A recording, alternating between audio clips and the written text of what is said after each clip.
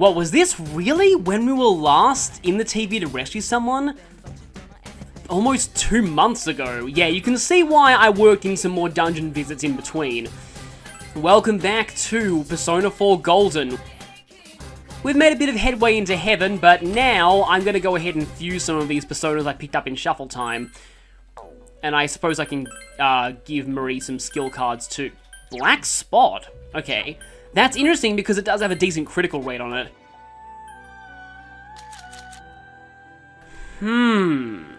I like Lachesis, but she hasn't really been doing much for me in terms of damage. With her plus some junk personas, I can make Shiki Orgy. One of the few times I actually want to make Shiki Orgy, and with that I can pass down Absorb Physical, Repel Elec, Absorb Wind to get rid of your weakness, and then Auto-Mataru, but that does mean that I lose access to a lot of good things like Master Kukasha. Yosuke has Master Kukasha, I'm kind of fine with that. I don't like losing Makarakan, but I kind of want to keep passing down Auto-Mataru.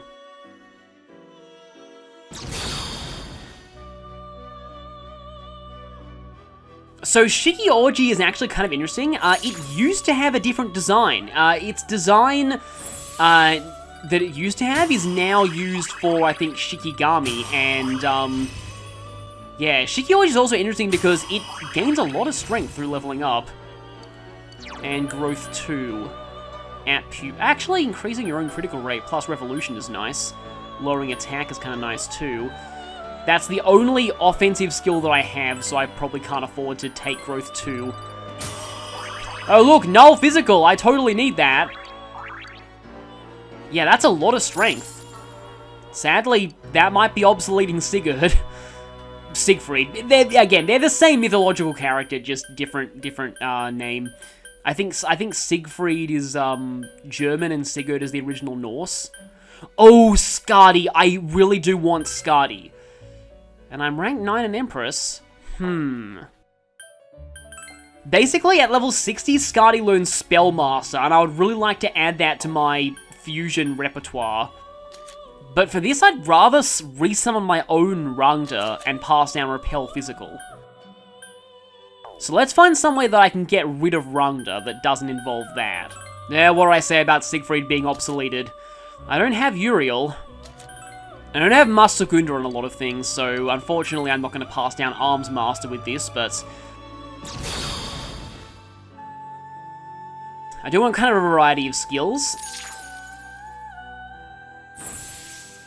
Those wings don't look that great with the graphics, and they probably look even worse on PC. That's something that I can also talk about, is that while a lot of people like the improved graphics of the PC version, and I do think the frame rate is definitely an attractive prospect, I think that a lot of the textures in this game, like, they're PS2 textures, and the Vita version, like, Golden, really all it does is just kind of upscale everything. Oh, obviously I'm getting rid of High Counter because it's useless when I have Repel Physical. But yeah, a lot of these textures were meant for PS2 and really don't look good, especially the face textures in HD. Kanji in particular, like Kanji's face I find looks very weird in HD. A lot of the faces just look like they're painted on. Okay, this is quite a lot of money, but it may be worth it to pass down some more good skills to Skadi. Did I seriously not register you after you learn Repel Phys- Oh well, at least I can pass down Tetracon. Well, that was annoying. At least I can pass down Megadola. I am gonna actually facepalm at that. Always register your persona. I probably should have registered Siegfried too. Yeah, if I'm remembering right, Skadi does eventually get Spellmaster. And I believe the earliest source of Arms Master outside of skill changes is Thor, who learns it at level like 67 or something pretty high. Okay, Repel Ice. Yeah, it's going to be a while before you get Spellmaster, but it might be worth it to grind you for a few Emperor cards. Hang on a minute, do I have any growth skill cards? I have growth 2, oh, it's really freaking expensive though. Might actually be a solid investment right now. I've never actually bought a skill card in this playthrough before.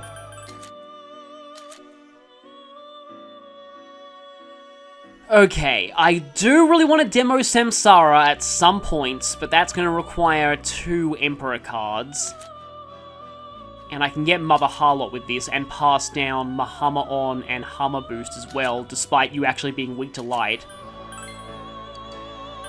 Yeah, I'm going to go for this. I can always buy back Dice Soldier later.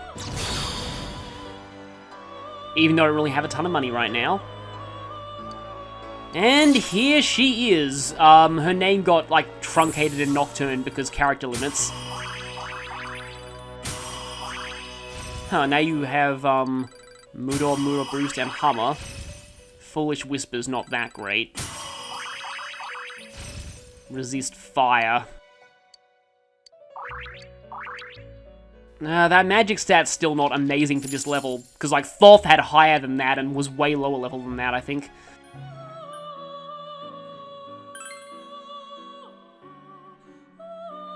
Yeah, see, there's Arms Master on Thor. Okay, your strength stat is really high, but your only attacking skill is really weak. I could go for higher crit rate, too. I'm gonna go for this, actually. Thor is no longer an ultimate persona, but he's still alright.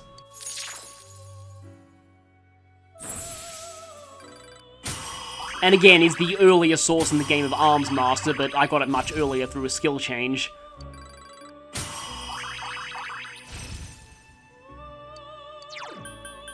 Yeah, see, his actual attacking stats aren't that good for his level at all, but his endurance is kind of high. And he learned some decent skills, not that I need that at all. Oh, I can finally talk about this. I've been wondering about this. So, Thunder Rain used to be Odin's signature move. It is now Thor's signature move. Signature moves in Persona 4 have been nerfed in several ways. Can I even make room for... Oh, why do I even need high counter? I have Absorb Physical. And buff to endurance and agility. So, the ways these have been nerfed in this game. 1, they are much less powerful than they used to be. I'm going to leave the Velvet Room just so I can show how much SP they cost, just to put things in perspective, because these skills are stronger than Dyne spells, but are insanely expensive. Yeah, look at that. It's more than double the cost of Maziodyne. And in Persona 3, they were kind of worth it because they had 650 power as compared to, I believe, 320 of Dyne spells. They are now only 400 power, which makes them really impractical for their cost. Not only that, but Thunder Rain no longer causes guaranteed ailments, and even if it did, Shock isn't in this game. So it doesn't even have what made it so good in Persona 3. I'm gonna keep Naoto for the moment, just because I want to really show their combo attack. I think I'll either Yosuke or Chie. We were seeing a lot of enemies weak to wind. So let's bring Yosuke for now. And yeah, we'll be able to show off some more Gekkokan uniforms here. Ascends to Paradise 4. I like how it describes it that way.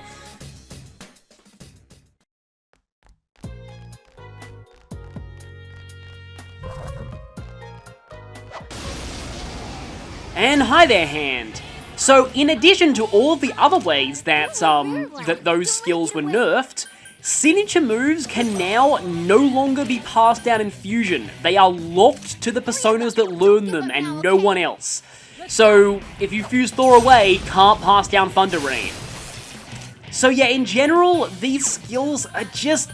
they're way worse than they were in Persona 3, and for the most part, they are the very definition of awesome but impractical.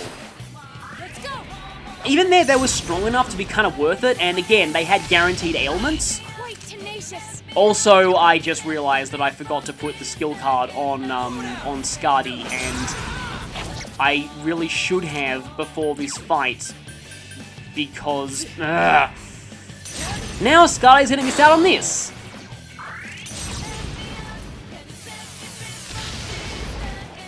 Well done, everyone.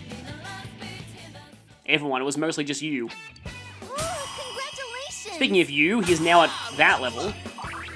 I would really like Magaru dying on Yosuke soon. Kanji's not going to learn new skill for a while. And Naoto is a little over level for this point. And I want to use her in the boss fight too, so I might want to hold off on using her that much. I'm just mostly keeping her because of something that I do want to show later. This is a fixed floor, by the way, as well. And now I'm going to go to my skill cards. Okay, Growth 2, Skadi, Give. Or as a shadow in negotiation in P5 would say, Took. I love those shadows. I especially love Miyoke now, when they get up from being knocked down. So we might be encountering a few new enemies here, or the same old enemies, like the snakes, and I no longer have Teddy, so, and you are an Ice Persona like you are in Persona 5. Oh, but I do have you. Skadi's definitely an Ice Persona. So while I'm fighting these enemies, there's some other things that I wanted to say about this point in the story, and like this dungeon in particular. I don't think anyone here has fire outside of items, so I can probably just go ahead and throw one of these. The art book has kind of an interview with the character designer for all of the major characters, and what he said about Nanako I find really, really interesting. Didn't even get an all-out attack there. Another enemy appeared. One to be exact. You'll be fine. So I actually have my art book here. It's a little big, so it's kind of awkward to read this out here. Go for it. I guess we can switch over to someone who absorbs physical and just go for attacks in that regard. Yeah, it doesn't seem to like physical attacks all that much. So he said, having a character... Oh, you're already my charge, okay then. Having a character who will be loved as the mandatory design concept made for a difficult design process. Since we already knew Nanako would get kidnapped over the course of the game... Yep, that's Junpei's victory pose. I needed players to like her, because if their reaction to her abduction was good riddance or something along those lines, we'd be in big trouble. I find that really, really interesting, because a lot of people stereotype Japan as a culture where they like, you know, cute characters who you feel you must protect.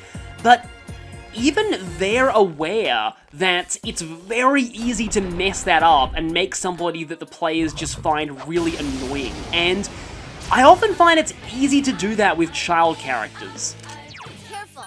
That enemy's immune to wind. This enemy is an Apostate tower. Wow, it's puny. This'll be cake.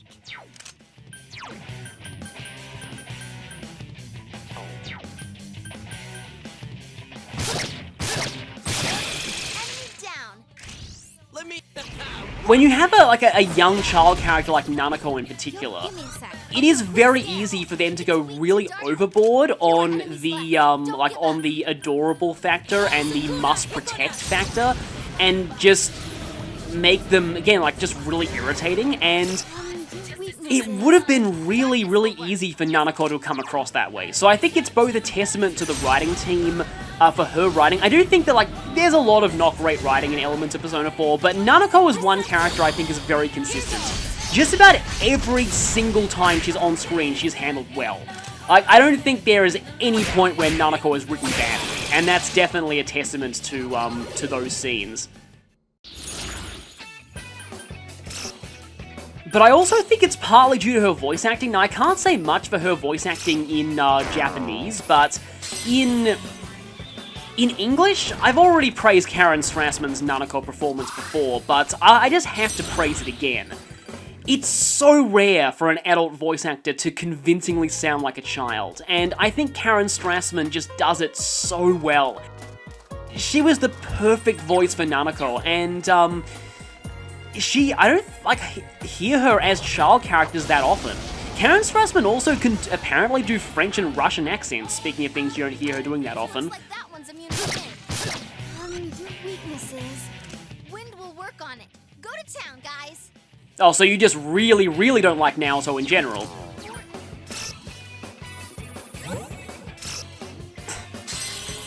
Yeah, that's a weakness of the Priestess Arcana sometimes. Sacrilege Iron. We might actually get to the right level to fuse at least Raosha, maybe. Repel Ice. I don't...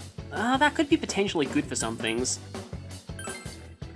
But I'll get rid of it for now. Repel Fire, too. But yeah, it's Spellmaster that I really want. Nanako also went through a few different designs. She was pretty similar in concept, and that didn't change that much. It was mostly the outfit that changed. There was a design of her that had a baseball cap they thought looked too rebellious, and another design where she had long hair and they thought that made her look like a sheltered princess.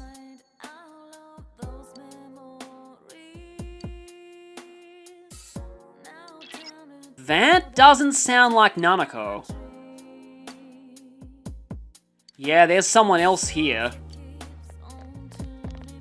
I don't know if, like, the shadows are, yeah, Naoto's already really over-leveled, I'm not going to take that one. If the shadows are just, like, a feature of the TV world areas in general, or if they're actually unwittingly created by the mind of whoever's hosting this dungeon. But, like, I wouldn't imagine Nanako's mind would be creating shadows, so that's probably another cue that there's someone else at play here. Now what could you be weak to? Oh, I hate this enemy. Intrepid Knight. This thing is weak to electricity in name only. Watch this. It takes like 25% damage from it, and it also resists Almighty, I think. So, like, these enemies just take forever to go down. Oh no! Why aren't I seeing the team-up attack? I guess I can go for Mind Charge Almighty attacks here.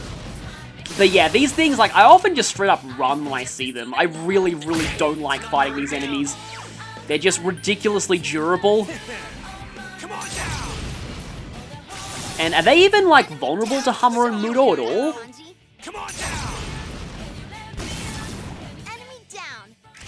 Okay, please get your team-up attack this time.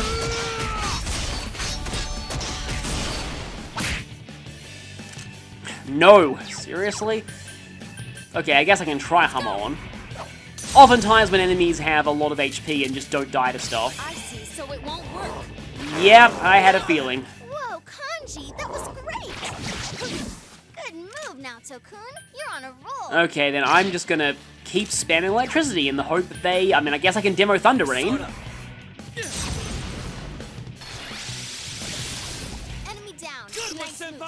That yellow glow made me think you were getting shocked, and then I remembered there's no shock status in this game. Now's my turn.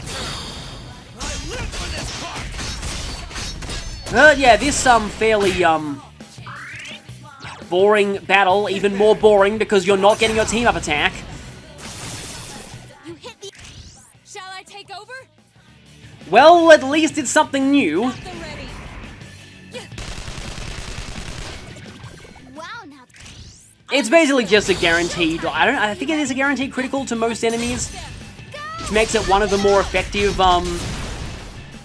follow-up attacks. Come on, seriously! Naoto-kun's busting heads and looking cool. Awesome. How many times have I got all-out attacks against this thing? Just, seriously, please. Do the thing! Come on! You both have one job here!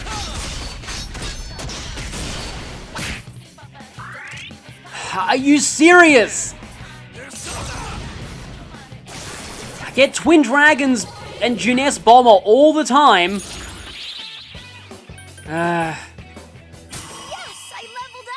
I do admit, though, it's just like old times using Thor with Auto-Mataru. I used that in Persona 3 as well. And Healing Time. Gonna restore a little bit of SP too. So yeah, I do have to applaud them for the fact that they really succeeded in making you care about Nanako, and they really succeeded in making her kidnapping hit the player hard. Because nothing is worse than having a character, like from a writing standpoint, that you want bad things to happen to in the story, and you want like the responder to feel awful about those bad things happening, only to have that character be so hated that everyone is fine with bad things happening to them. That's seriously like one of the worst things that can happen in writing. Oh wow, everything here's new. Whoa there. That one's a Devoted Cupid. Okay then. These things usually are weak to either ice or wind. I'm gonna go over to Scotty just to check. Now what could you Yep, do? ice. Ice should work well. But we know that the Dry Oh, Dexy. it's puny. This'll be cake. Yeah, only the original incarnation of those enemies is called Lexi. The others are just called, like, Dexy or Rexy. They all have different names. I think they're, like, supposed to be part of a set of, 2 enemies down. Keep going. kind of like a collect-them-all set of toys. I feel like that's supposed to be their whole thing. That's how it's done. Yeah, Cupid enemies tend to be pretty fragile as well. But they also like to heal and buff allies. And, okay, not weak to any of these, but let's see if you can instantly die.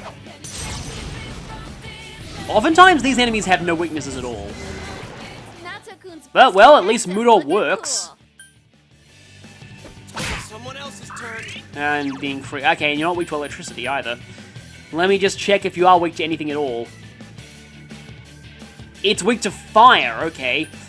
Don't really have that here. I wasn't expecting that from you, Kanji. Sweet. Well, not anymore. Naoto used to have fire. We can do this at least. Enemy down.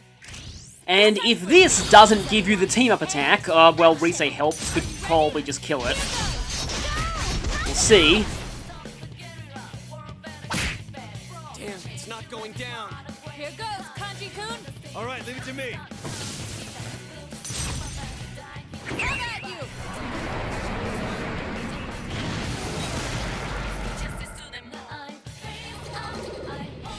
There we go, and yeah, as you can see there, Kanji's imitating Akihiko's victory pose from Persona 3. Finally, Beauty and the Beast. The thing that I really like about that's the name of that combo is, who is Beauty and who's the Beast? Because when you think about it, Naoto is very closed off to other people, but has trouble opening up to others, and takes a bit of development for her to really do so. Whereas Kanji is someone who's shunned by the greater populace for having unacceptable hobbies for his gender, and is actually a really nice person deep down, but nobody really realizes because no one gives them the time of day, and they love their parental figure very much. So, yeah, again, who's Beauty and who's the Beast in that, well, I'd say relationship, but it's not officially a relationship, I guess. Might not be immediately obvious.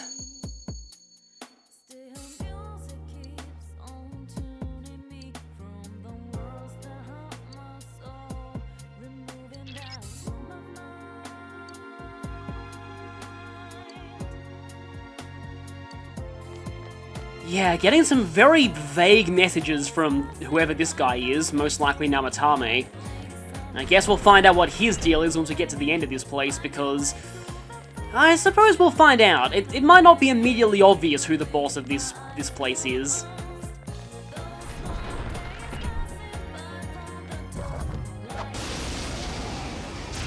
But speaking of Nanako, oh great, you can shop in groups of 2 now. Actually, not oh great, these things are really not that bad.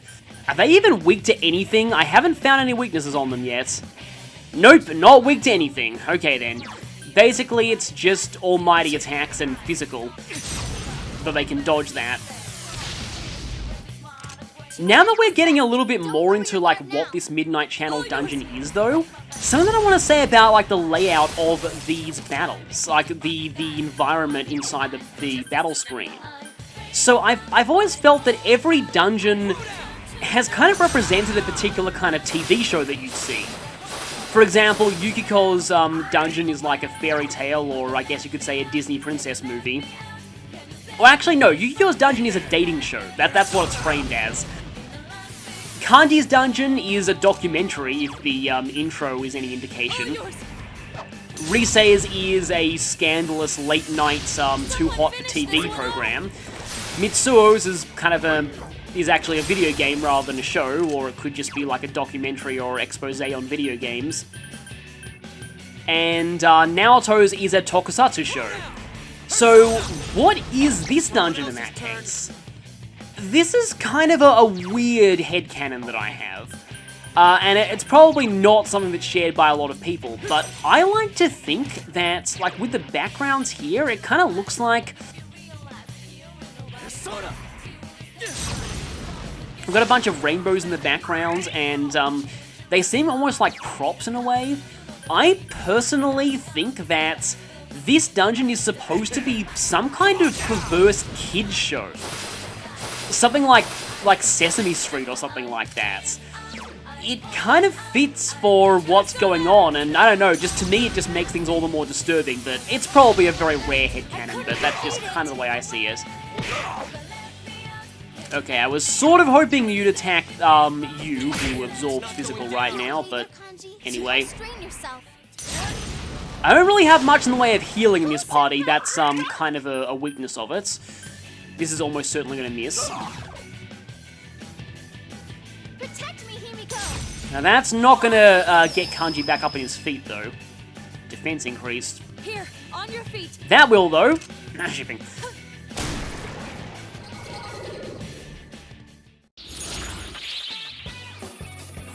Okay, yeah, death is gone. Okay then, I can grab that, get rid of it with Star, grab this, and I'll probably get Devil. Oh no, we got Aeon, okay then. Haven't really got much in the way of, like, Emperor cards here. Careful. And yes, again, I need to heal. I have actually completely forgotten who I have Medea Rahan on. I know it's on one of Yu's personas, but I can't really tell which.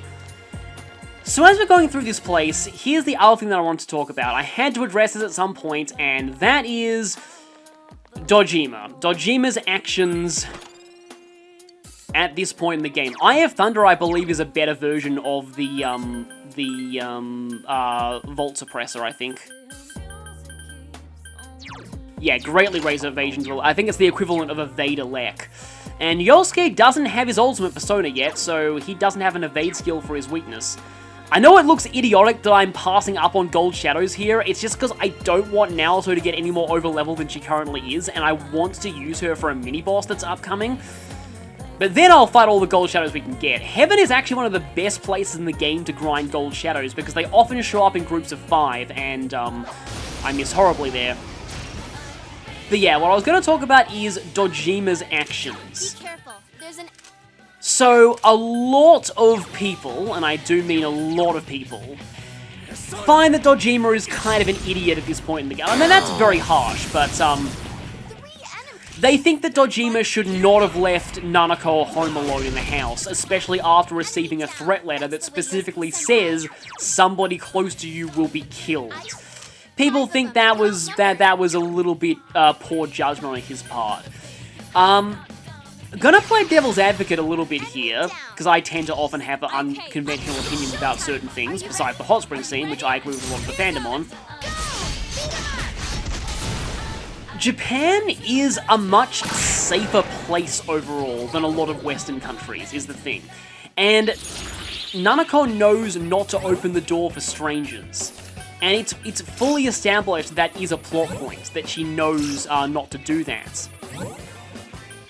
Of course, yeah, that's bound to happen eventually with these cards. But also, again, in Japan, there aren't often break-ins, and overall, despite this being a game about crime, Japan has a very low crime rate, for the most part. So, it's actually, like, some people in the West find it hard to understand the idea of leaving a child home alone. It's definitely a lot safer of a prospect in Japan. There's also the fact that Dojima clearly, like, has lived with Nanako his whole life, and while he hasn't made much of an attempt to connect with her, he still probably knows her better than he does Yu Narukami, and that's probably why he sends him to the police station to keep an eye on him. Two Let's go! Because he, at that point, fully suspects that we've been investigating the murders on our own. And so, he thinks that, really, he should keep an eye on us if something like that has happened. So I can kind of see why he did what he did, and the moment that he realizes that Nanako is in danger, he immediately, like, just takes matters into his own hands and goes after her, like, straight away. I love the way that he is in that driving chase scene. I do think that overall that's quite a good moment, and in the hospital too. Okay, I can do this and maybe get rid of that moon. I didn't get rid of the moon. But I can get rid of the moon this way. Do I? I'm gonna risk it. Oh, okay, no moon. Good. The other thing as well that I feel is probably at play when people talk about this is it's very easy to judge characters in narratives based on hindsight and the fact that you, the watcher slash player, reader slash viewer slash whatever, know more than the characters do. Like, of course, we know, like, we with the benefit of hindsight know, oh no, Nako's gonna get kidnapped tonight, you shouldn't leave her unguarded. But in the moment, would Dojima have known that? Like, there's no way that he would have known that in the moment. He wouldn't have known that there was a high chance the kidnapper was somebody that Nanako would let into the house. Like, again, with the benefit of hindsight, it's very easy to judge people's actions. And again, like, humans, this is gonna sound weirdly philosophical, but I just say this, like, it's easy when you're observing a work of fiction to expect everyone to always make the most flawlessly rational decisions in any given moment. But humans are not like that. When put on the spot, we do not always make the best decisions or the best choices. Okay then, that's kind of cool. Strength up too. And a level up for Thor. Strength is still really bad for a persona this strong. But at least he learned some solid skills, Thunder Rain not being one of them. Like, I've actually, like, read reports about experiments where people have been given a story, and, well, a lot of new enemies here. Phantom Lord. A lot of these things, I get the feeling they're probably weak to, like, light or dark or stuff, but I'm gonna try out Thor's new Vorpal Blade. With a hammer, somehow. He said scan. Yeah, I had a feeling. Darkness will work. 3 enemies left. Yeah, but I have a feeling the Phantom Mage is weak to light. So yeah, let's just sweep through this now, so. These experiments would give people like a full account of something. And like, of like basically a crime. And some of the participants were given a version of the story where they were told how it ended. And others were given a version that left out the last sentence and didn't tell them how it ended. And the people who knew the ending of this crime account in advance, the research found them more likely to be blaming the victim. And I don't mean blaming the victim in the case of, oh, they deserve to get attacked or whatever. I mean in the sense of, they should have known better. They should have done this. They should have done that. They should have realized this would happen and have taken countermeasures. But again, in the moment, it's a lot harder to make those kind of purely logical decisions. And Dojima almost certainly would have really panicked on seeing that letter. Like, he just lost it. And some people think that it's totally out of character for him to do this if you max his social link. That's another case of, like, social link story dissonance. And the fact that he doesn't trust that we're telling the truth, that I fully admit is definitely dissonance. Also, we're learning a little bit more about Namatame here, but I think overall that's really all I have to say about these scenes. I do think this arc of the story is quite well done overall, even though it does rely on a few coincidences, like the fact that there's a mini-boss there. Okay, let's wait for that. There's still more of the floor we can explore, but we have to go through the mini-boss to really make meaningful progress. Like the fact that Yosuke just happens to decide to bring the protagonist home. Like, if that hadn't happened, maybe Namatame would have gotten away with Nanako. There's also the fact that Dojima just happened to pass Namatame in his delivery truck on the way to Namatame's house. That's also a bit of an annoying coincidence. But I don't mean to be negative. All in all, I absolutely love that scene where Naoto is running through the rain, talking to Chie on the phone. That scene is probably my favorite, like, from a story standpoint, like, my favorite dramatic scene in this whole game.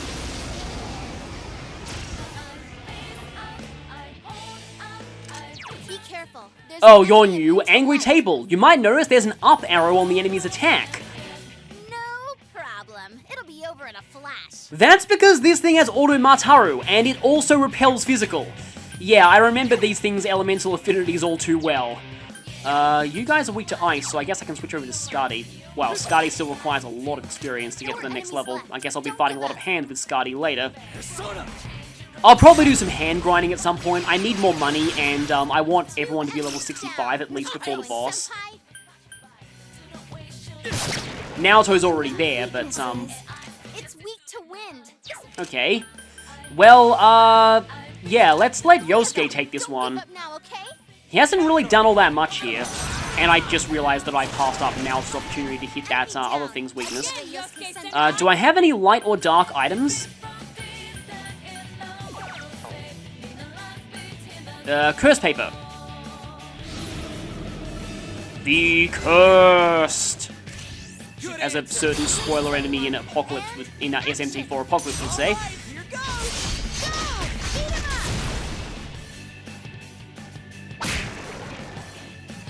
up! Oh, no Beauty and the Beast.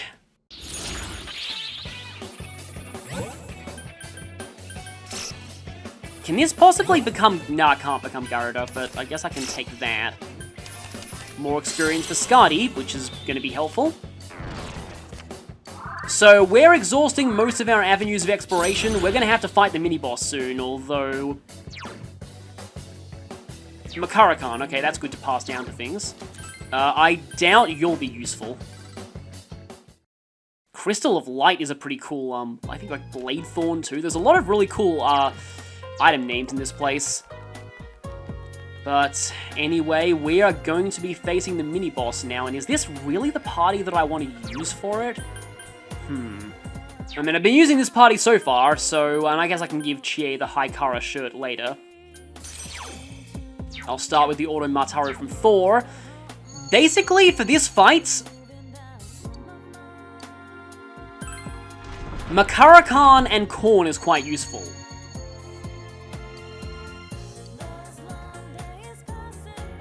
Oh, we're the ones who are going to save her. Let's defeat this thing and move forward. That one's immune to darkness. The world balance! No problem. It'll be over in a flash. You can see its skills there. So this thing was actually a very late game mini-boss in Persona 3. The one here is definitely a nerfed version.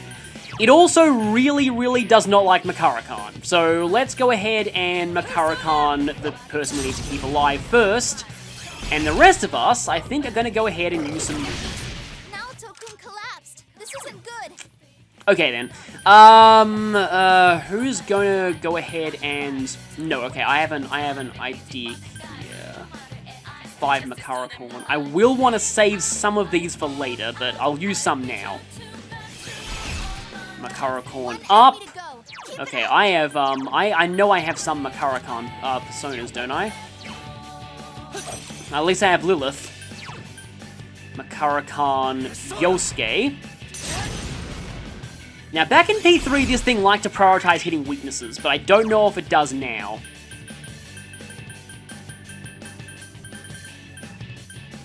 Three Balms of Life. I'm going to use a basic revival beat on you. And Mind Charging again. And who's next? I can Makara-kan now, so... Okay, so at this point I can probably afford to... I can diorama her, I guess. I don't really need to Master Kukaja, because if I play this fight right, we're not going to get hit again after this. We're just going to keep Makara-kaning ourselves. And it can only target one person at a time. Okay, that's all done. I guess you can Mind Charge to get a bit more damage in with Mega Dollars.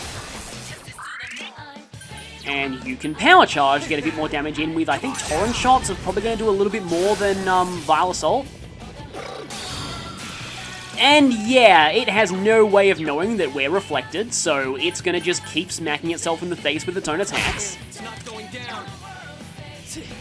Yeah, Makara-kan in general is actually very good in the Persona games, even here where it only affects one enemy instead of, like, one ally. Because back in P3, it affected the entire party and was even more ridiculous. Someone finish this one off. Kanji might be able to, but I'd much rather it finish itself off. Because that's funnier. Well, it's going to, at least next time. And we are all Makara-kan, and I don't think it will do any less damage to itself if we guard.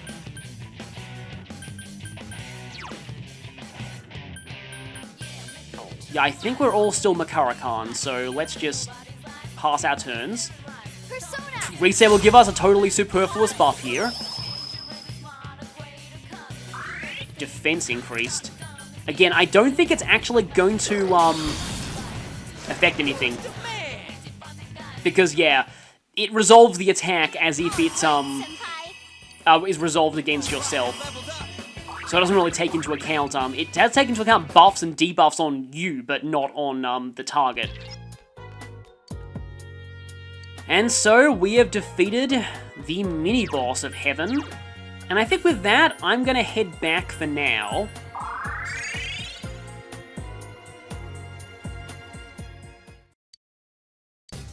We're actually very close to the end. But I suppose next time we can probably do some more fusions and the like. So, I will see you all next time when we reach the end of Heaven. And we finally got to see Beauty and the Beast. After so long of using Kanji and Naoto in the same party.